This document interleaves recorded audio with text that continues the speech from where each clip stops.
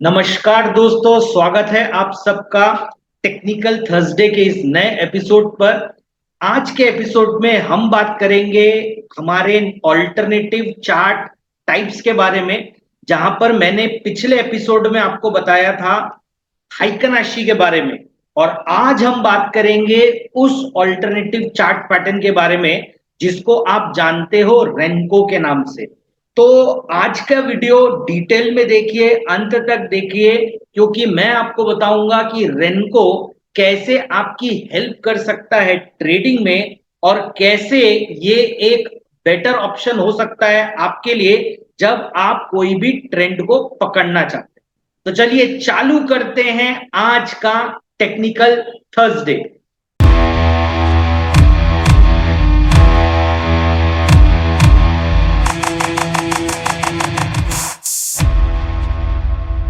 तो चलिए सबसे पहले ये समझते हैं कि रेनको चार्ट होता क्या है। रेनको चार्ट बाकी सभी कैंडल स्टिक या आपने हाइकनाशी देखा, इनकी तरह ही इसका जो ओरिजिनेशन है वो है जापानीज के द्वारा। तो जो जापानीज लोग हैं, क्योंकि वो राइस में बहुत ज्यादा ट्रेड करते थे, तो उन्होंने क्या किया, ये जो प्राइस जिस तरीके से बिहेव करता है उसके इर्द गिर्द उन्होंने बहुत सारे एक्सपेरिमेंट किए। तो उसका एक बेहतरीन नमूना है कैंडल स्टिक चार्ट, जो आप और मैं बहुत इत्मीनान से उसे यूज करते हैं। इसके बाद आपने उसके वेरिएशंस देखे जो कि उतने पॉपुलर नहीं है, क्योंकि वो उतनी आसानी से लोगों को समझ में नहीं आते हैं। तो वो होता है हाइकनाशी चार्ट, कागी चार्ट, रेनको चार्ट। ऐसे बहुत सारे चार्ट पैटर्न्स आपको मिलेंगे, चार्ट टाइप्स मिलेंगे जो कि उतने पॉपुलर नहीं है, लोगों को उतना यूज नहीं करना आता है। तो आज के वीडियो में मैं आपको बताऊंगा कि रेनको चार्ट होता क्या है। तो रेनको चार्ट जब आप देखते हो तो ये एक जापानीज वर्ड रेंगा से आया है। अब ये रेंगा का मतलब क्या होता है? रेंगा का मतलब होता है ब्रिक्स। क्योंकि ये ब्रिक्स है तो आपको ये कुछ इस तरीके से दिखते हैं 45 डिग्री एंगल में। तो ये आपको 45 डिग्री एंगल में ब्रिक्स की तरह दिखते हैं, चार्ट ऊपर और नीचे जा रहे हैं। तो चलिए पहले मैं आपको सबसे पहले चार्ट में दिखा देता हूं, ताकि आपको यहां पर समझ में आना स्टार्ट हो कि भाई रेनको चार्ट एक्चुअली दिखता कैसे है। तो ये जो आपके सामने है ये निफ्टी का चार्ट है। ये निफ्टी का चार्ट है डेली टाइम फ्रेम पे, और ये कैंडल स्टिक चार्ट है। तो आप देख सकते हो, अगर मैं आपसे पूछूं कि ये ग्रीन है कि रेड है, तो आपको ये जो प्राइस मूवमेंट दिखेगा यहां से यहां तक ऊपर दिखेगा, इसके बाद में प्राइस मूवमेंट नीचे दिखेगा। लेकिन जब आप ओवरऑल देखोगे तो कहीं पे ग्रीन है, कहीं पे रेड है, कुछ इस तरीके से स्कैटर्ड है। ये है आपका कैंडल स्टिक चार्ट। लेकिन जब मैं इसी चार्ट को मैं चेंज कर दूंगा आपके रेनको चार्ट में, तब ये किस तरीके से दिखेगा वो आप देखिए। जब मैं यहां पर इसको रेनको के चार्ट में चेंज करूंगा, देखिए यहां पर आपको मिल रहा है, तो आप देखेंगे यहां पर कुछ ब्रिक्स की तरह बने हुए हैं। तो आप बिल्कुल देख सकते हो ये ब्रिक्स की तरह 45 डिग्री एंगल में ऊपर जा रहे हैं, नीचे जा रहे हैं, कुछ इस तरीके से प्राइस अप एंड डाउन हो रहा है। तो ये जो हुआ ये हुआ रेनको चार्ट। देखने में बहुत ऑड लगता है, हमारी आदत नहीं होती है। उससे भी बड़ी बात, क्यों लोग रेनको को उस तरीके से यूज नहीं कर पाते जिस तरीके से आप बाकी चार्ट्स को यूज करते हो। तो उसका एक बहुत बड़ा कारण यह है कि जब आप रेनको चार्ट्स को देख रहे हो तो आपको ट्रेडिशनल चार्ट्स देखने की आदत है, जहां पर एक प्राइस होती है और एक टाइम इंटरवल होता है। तो प्राइस और टाइम दोनों आपको एक साथ देखने की आदत है। जैसे इसका मतलब क्या हुआ ये आप देख लो, यहां पर आपको समझ में आ जाएगा।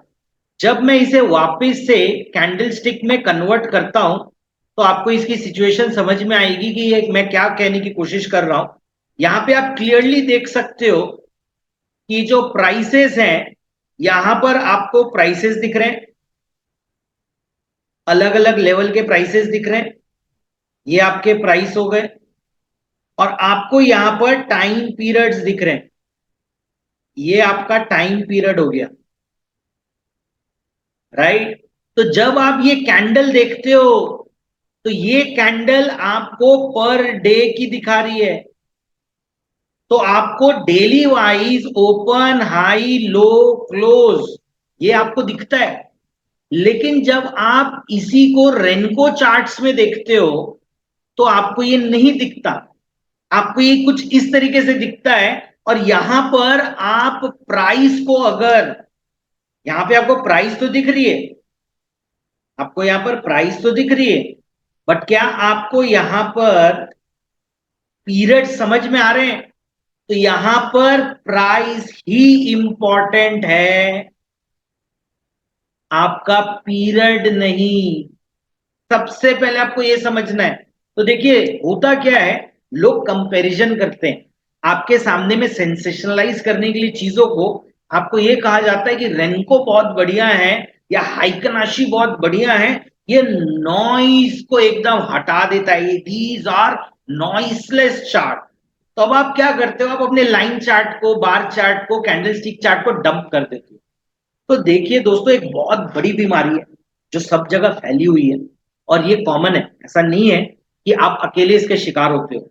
वो होता है best indicator, best chart, best trading strategy, best stock. अगर आपको स्टॉक मार्केट में रहना है, सक्सेसफुल होना है, तो ये मैराथन है। आपको सरवाइव करना पड़ेगा ये मार्केट बहुत लंबे टाइम के लिए। तो जब आपको इस लंबे मार्केट में आपको सरवाइव करना है तो आपके पास में टूल्स होने चाहिए। तो मैं हमेशा सबको एक एनालॉजी देता हूं, मैं आपको भी दे रहा हूं। याद रखिए, एक जो पेंटर होता है वो अपनी कैपेबिलिटी के कारण जाना जाता है, कौन सा ब्रश यूज करता है इसके कारण नहीं जाना जाता। अब होता यह है, जब कभी भी आपको एक नया ब्रश बताया जाता है, आपको लगता है ये तो बहुत कमाल का ब्रश है, अब तो मैं इसी को यूज करूंगा, पेंटर बन जाऊंगा। उससे आप पेंटर नहीं बनोगे। आपको इन सारे ब्रशेस को समय समय पे यूज करना आना चाहिए। अगर आपको इन ब्रशेस की अहमियत ही नहीं पता तो आप उसे यूज कैसे करोगे? और यही मेरा पॉइंट है। मैं जब आपको इंट्रोड्यूस करा रहा हूं, मैं कभी आपको ये नहीं कह रहा हूं कि आज से आप अपने कैंडलस्टिक चार्ट को डंप कर दीजिए और रेनको पे आ जाइए। मैं रेनको की अच्छाइयां बता रहा हूं, रेनको का मैं आपको ड्रॉबैक भी बताऊंगा। तो बहुत ध्यान से इस चीज को समझने की कोशिश कीजिए। जब कभी भी मैं रेनको के बारे में कुछ अच्छी चीजें बता रहा हूं तो आप एकदम ब्लाइंड मत हो जाइए कि आप आज से मुझे कैंडलस्टिक चार्ट छोड़ देना है और रेनको पे आ जाना है। इसके लिए यूट्यूब में बहुत सारे वीडियो भरे पड़े हैं। आपको मेरी जरूरत नहीं है। आपको कोई भी बोल देगा कि भैया रेनको से अच्छा कुछ नहीं है या हाइकनाशी से अच्छा कुछ नहीं है या कागी से अच्छा कुछ। तो मैंने जो अभी आपको इंपॉर्टेंट चीज बताई, मैंने आपको ये बताई कि क्यों रेनको किसी और चार्ट से अलग है, क्योंकि यहां पर प्राइस इंपॉर्टेंट है, टाइम इंटरवल इंपॉर्टेंट नहीं है। अब एक और चीज जो आपको समझनी पड़ेगी, आप यहां पर बिल्कुल देख सकते हो ये ब्रिक्स के फॉर्म पे, तो आपको रेड ब्रिक्स भी दिख रही है और ग्रीन ब्रिक्स भी दिख रही है। और जब आप अपने चार्ट को देख रहे हो तो आपको अलग तो लग रहा है, लेकिन आपको कुछ मजा नहीं आएगा या आपको यहां पर कुछ समझ ही नहीं आएगा कि ये हो क्या रहा है। वो इसलिए नहीं समझ में आएगा क्योंकि आपको इसका फॉर्मुलेशन नहीं पता। अब अगर इसके फॉर्मुलेशन को आपको समझना है तो आपको कुछ चीजों को यहां पर ध्यान देना होगा। जब आप ये देख रहे हो, आपको ये बता रहा है कि ये निफ्टी 50 इंडेक्स है, वन डे का चार्ट है। और ये ट्रैक क्या कर रहा है, ये एटीआर को ट्रैक कर रहा है। अब मैं कहने को कह सकता हूं कि आप एटीआर को यूज कर लो, लेकिन उसके पहले आपको एटीआर पता होना चाहिए, उसका यूज पता होना चाहिए। लेकिन मैं आपको एक आसान तरीका बताऊंगा कि कैसे आप रेनको को अपने बेनिफिट के लिए यूज कर सकते हो। अब आप यहां पर देखो, सबसे पहले आपको इसकी सेटिंग पे जाना है। ये बहुत इंपॉर्टेंट है और मैं इसी के थ्रू आपको समझाऊंगा कि होता क्या है। जब आप ये सेटिंग में जाते हैं ना, तो यहां पर देखिए बॉक्स साइज की बात होती है। तो यहां पर आपको सिलेक्ट करना है ट्रेडिशनल। अब मैं यहां पर बॉक्स साइज यूज करूंगा, मेरा पर्पस है ट्रेडिंग। मैं यहां पर बॉक्स साइज यूज करूंगा 10 का, और मैं आपको इसका मतलब भी समझाऊंगा। पहले आप इसका कमाल देख लीजिए। अब आप देखिए, आपके सामने में लाइन चार्ट, कैंडलस्टिक चार्ट या हाइकनाशी नहीं है, आपके सामने में है रेनको का चार्ट। रेनको के चार्ट में अब आपको अच्छा क्या दिख रहा है, ये जो प्राइस है 17,800 से आपको नीचे की तरफ मिली, एक ब्रीफ अपसाइड मिला, फिर एक ब्रीफ डाउनसाइड मिला, और प्राइस पहले लगातार ऊपर गई। अब आप यहां पर रेंज देखिए 17,300 से 17,750। अगर आप एक ट्रेडर हो और आपको 450 पॉइंट का मूव यहां पर मिलता है और तकरीबन तकरीबन 600 पॉइंट का मूव आपको डाउन साइड में मिलता है, तो इससे बढ़िया क्या होगा। तो अब आपको यहां पर समझना है कि यहां पर मैंने 10 क्यों लिया, बाकी लोग आपको क्या बताते हैं और आपको उसको कैसे यूज करना चाहिए, लॉजिक क्या है। तो बहुत ध्यान से देखिए, इस चीज को समझने की कोशिश कीजिएगा। ये ट्रेंड के लिए यूज होता है। अगर आप स्कैल्पिंग करना चाह रहे हो तो आपको ये हेल्प नहीं करेगा। अगर आप एक ट्रेंड फॉलोइंग करना चाह रहे हो तो ये हेल्प करेगा। ट्रेंड फॉलोइंग का पहला रूल ये है कि आप ज्यादा बार गलत होगे, कम बार सही होगे, क्योंकि जब जब ये ट्रेंड थोड़ा सा अटकेगा आपको फॉल सिग्नल मिलेंगे। लेकिन ट्रेंड की खासियत क्या है, जब जब आप सही बैठोगे आपके इतने पैसे बनने चाहिए कि जितना आपने नुकसान किया है उससे कहीं ज्यादा आप पैसे कमा सको। ट्रेंड फॉलोइंग का एक लाइन में एक जो एक मंत्रा होता है वो ये है कि आपकी कमाई बहुत ज्यादा होनी चाहिए। अब यहां पर ये जो बॉक्स साइज किसको रिप्रेजेंट करता है, बॉक्स साइज जिसे आज आज के बाद से आपको बॉक्स साइज बोलना है, जो एटीआर का था बाय डिफॉल्ट जिसको मैंने प्राइस पे ट्रेडिशनल में चेंज किया, वो बॉक्स साइज हमने 10 रखा। ये होता है प्राइस मूवमेंट। अब मैंने ये क्यों रखा है इसका लॉजिक आप समझ लीजिए। क्या होता है कि सपोज मैं यहां पर ये देख रहा हूं कि जब तक ये रेड बन रहा है, इतनी समझदारी आप में होनी चाहिए कि जब तक रेड बन रहा है मतलब ट्रेंड डाउन है। जब ये ट्रेंड रिवर्सल मारेगा तो मुझे बाय कहां करना है, तो मुझे एटलीस्ट दो ब्रिक्स चाहिए क्योंकि ये क्लोजिंग पे बनता है। तो मैं अगर दो ब्रिक्स का वेट करूंगा तो एक एक ब्रिक की साइज 10 पॉइंट की होगी।